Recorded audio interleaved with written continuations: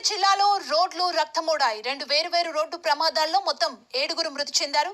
జహీరాబాద్ మండలం సత్వార్లో కూలీలతో వెళ్తున్న ఆటోను ఓ ట్యాంకర్ ఢీకొట్టింది. ఘటనలో స్పాట్లోనే 5 మృతి చెందారు. పలువురికి తీవ్ర గాయాలయ్యాయి. క్షతగాత్రుల్ని స్థానిక హాస్పిటల్ కు తరలించారు. అటు మృతుల సంఖ్య మరింత పెరిగే ఛాన్స్ ఉంది. మృతుల్లో మహిళా ప్రయాణికులే ఎక్కువగా ఉన్నట్లు తెలుస్తోంది.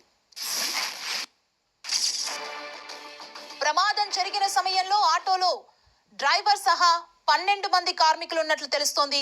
జహీరాబాద్ మండలం సత్వార్ గ్రామ సమీపంలో యూటర్న్ దగ్గర ఈ ఘటన జరిగినట్లు తెలుస్తోంది. కర్ణాటక రాష్ట్రం హుమనాబాద్ నుంచి జహీరాబాద్ వస్తుండగా ఈ ప్రమాదం చోటు చేసుకుంది. ప్రమాదంలో చనిపోయిన మృతులంతా కర్ణాటకలోని రాజగిరికి చెందిన వారిగా గుర్తించారు. ఈ ఘటనపై కేసు నమోదు చేసిన పోలీసులు దర్యాప్తు చేస్తున్నారు.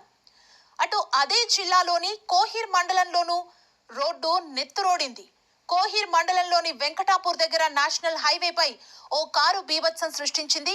వేగంగా వచ్చిన కారు పలు వాహనాలను ఢీకొట్టింది. ఘటనలో 2 మృతి చెందారు. అలాగే 4 వాహనాలు కూడా ధ్వంసమయ్యాయి.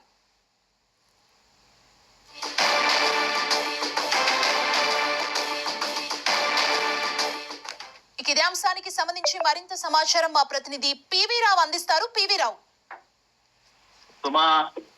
సంగారెడ్డి జిల్లాలో ఉన్నటువంటి జాతీయ రహదారి 65 రక్తసిక్తమైంది. 2 వేర్వేరు ప్రమాదాల్లో ఇప్పటి వరకు అయితే 7 మరణించడం జరిగింది. మొత్తం ఈ ప్రమాదం సంగారెడ్డి జిల్లా జహీరాబాద్ మండలం సత్వార్ గ్రామం వద్ద అతి వేగంగా వస్తున్నటువంటి ట్యాంకర్ ను యూటర్న్ తీసుకున్నప్పుడు ఆటోను ఢీకొట్టడంతో ఈ ప్రమాదం జరిగింది. ఈ ప్రమాదంలో మొత్తం జరిగినప్పుడు ఆటోలో 12 మంది ఉన్నారు.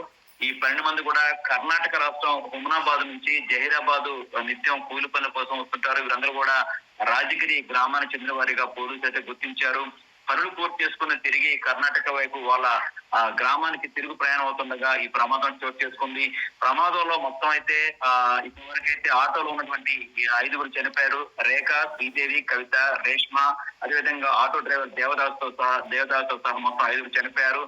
మరో యాక్సిడెంట్ ఏదైతే ఉందో కోహీర్ మండలం వెంకటాపూర్ కూడల సమీపంలో జాతీయ రహదారి 65 నెంబర్ దగ్గర డివైడర్ ను ఢీకొని ఎగిరి అవతల వైపు పట్టడంతో మరొక 4 వాహనాలు కూడా ధ్వంసమైపోయాయి. దాంతో 2 అక్కడే దుర్మరణించడం జరిగింది. మొత్తం మీద చూసుకున్నప్పుడు ఈ రోడ్డు ప్రమాదం ఈ 2 వేరు ఘటనలో ఇప్పటివరకైతే 7 చనిపోయారు.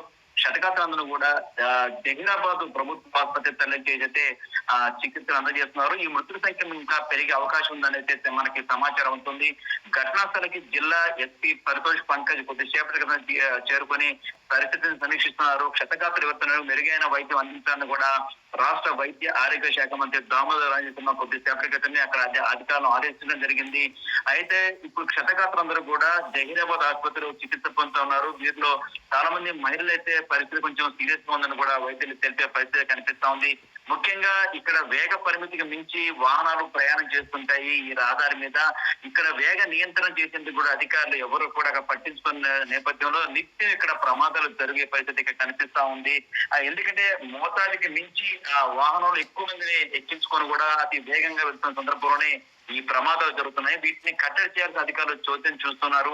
అందువల్ల నిత్యం యొక్క ప్రమాదాలు జరిగి రోడ్డును కూడా రక్తసిక్తం అవుతా ఉన్నాయి. ఈ రోజు జరిగిన ఘటన కూడా చూస్తే ఆటోలో 12 మంది అంటే మోతాదుకు మించి ఎక్కువ మందిని కూర్చోబెట్టుకోవడంతో పాటు వేగం కూడా అతివేగంగా కూడా ఆటో వెళ్తుంది. యూటర్న్ తీసుకునేప్పుడు కనీసం సిగ్నల్ వేయకుండానే యూటర్న్ తీసుకోవడంతో అట్నుంచి వేగంగా వస్తున్న ట్యాంకర్ ఢీకొనడంతో ఈ ప్రమాదం జరిగిందని కూడా ప్రత్యేక శాస్త్రం మనకు చెప్పే పరిస్థితి కనిపిస్తా ఉంది. సుమా, అంటే పివి రావు, గాయపడ్డ వాళ్ళ పరిస్థితి ఎలా ఉంది? అంటే చాలా మంది గాయపడ్డారు కదా ఈ ప్రమాదంలో. వాళ్ళ హెల్త్ కండిషన్ పై డాక్టర్స్ ఏం చెప్తున్నారు? అంటే జిల్లా అధికార యంత్రాంగం మొత్తం కూడా అప్రమత్తమైంది. వైద్య ఆరోగ్య శాఖ అప్రమత్తమైంది. అదనపు వైద్యులు కూడా జహీరాబాద్ పంపిస్తా ఉన్నారు. అక్కడ ముఖ్యంగా క్షతగాత్రులు అనే మహిళలు గాని మొత్తం మీద క్షతగాత్రులందరూ కూడా అబ్జర్వేషన్ పెట్టారు. కొంతమంది పరిస్థితి కొంచెం విషమంగా ఉందని చెప్తున్నారు. అంటే మృతుల సంఖ్య మరింత పెరిగే అవకాశం కూడా కనిపిస్తా ఉంది. తలలకు అదేవిధంగా తీవ్రమైన గాయాలనేటువంటి పరిస్థితుల్లో ఇప్పుడు చెప్పలేమని కొంచెం పరిశీలనలో పెట్టారు. కొంతమందిని ఐసీయూలో కూడా కొంతమంది ట్రీట్మెంట్ అంతా ఉంది. వీరందరి పరిస్థితి కొంచెం విషమంగా ఉందని కూడా వైద్యులు చెప్పే పరిస్థితి అయితే కనిపిస్తా ఉంది. ఘటనాస్థలికి ఎస్పీ పరితోష్ పంకజ్ చేరుకుని పరిస్థితిని సమీక్ష సమీక్షిస్తా ఉన్నారు. ఎక్కడ కూడా లోపం లేకుండా వైద్య చికిత్స అందించాలని కూడా ఆయన చెప్పిన పరిస్థితి కనిపిస్తా ఉంది. ఈ మొత్తం మీద చూసుకున్నప్పుడు ఈ ప్రమాదాలు మొత్తం తీవ్ర నిర్లక్ష్యం కనిపిస్తా ఉంది, అతివేగం కనిపిస్తా ఉంది. ఈ రెండు కూడా ఈ యొక్క మృతికి ఇంతమంది మృతికి కారణమైందని చెప్పుకోవచ్చు సుమా. Okay, thank you PV Rao.